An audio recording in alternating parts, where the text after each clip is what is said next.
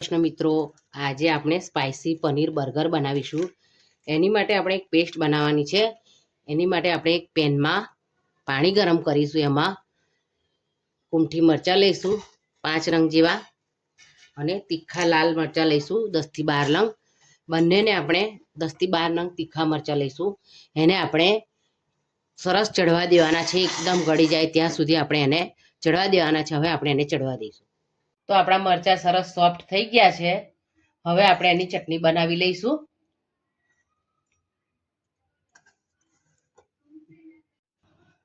તો તૈયાર છે આપણી પેસ્ટ. હવે આપણે એને બાઉલમાં લઈ લઈશું.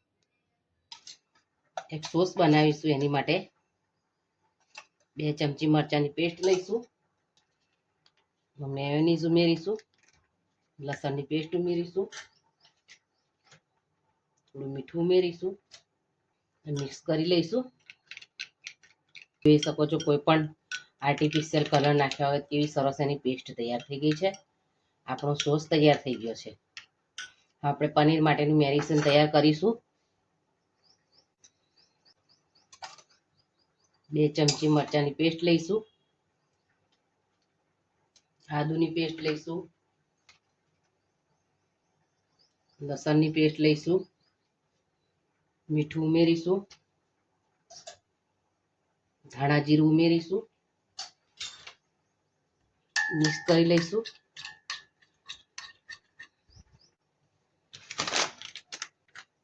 મેંદો ઉમેરીશું,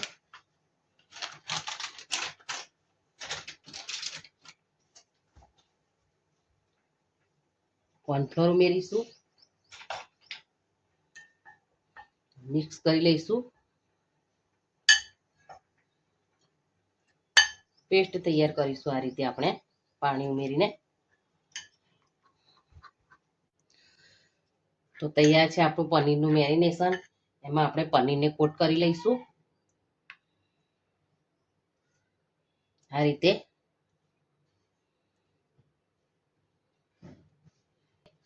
આ રીતે આપણે એને બ્રેડ ક્રમ્સથી કોટ કરી લઈશું. તળી લઈશું.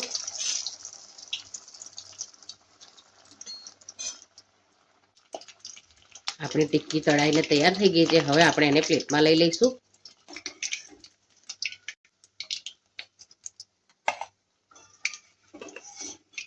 તો તમે જોઈ શકો છો આપણી પેટી સરસ તળાઈને તૈયાર થઈ ગઈ છે. બર્ગરને એસેમ્બલ કરી લઈશું. આ રીતે આપણે બર્ગર બન લઈ લઈશું અને એને વચ્ચેથી કટ કરી લઈશું.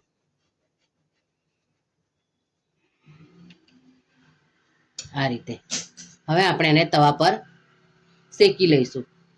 તેલ ઘી મૂક્યા વગર એને આપણે શેકી લઈશું. આ રીતે આપણે બંને શેકી લીધા છે. હવે આપણે એસેમ્બલ કરીશું. આપણે ઉપરની સાઈડે આપણે સોસ લગાવીશું આ રીતે.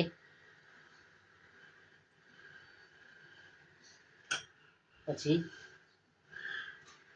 લેટસ લઈ લઈશું,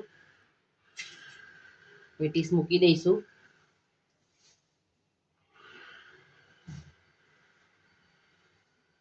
ડુંગળીની સ્લાઈસ મૂકી દઈશું,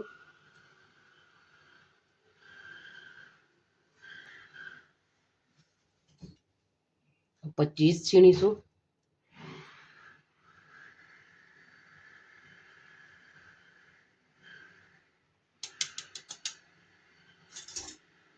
તેને તૈયાર છે આપણું સ્પાઇસી પનીર બર્ગર. તમે એકવાર ચોક્કસ બનાવજો અને મને કમેન્ટમાં લખીને જણાવજો કે મારું બનાવેલું સ્પાઇસી પનીર બર્ગર તમને કેવું લાગ્યું.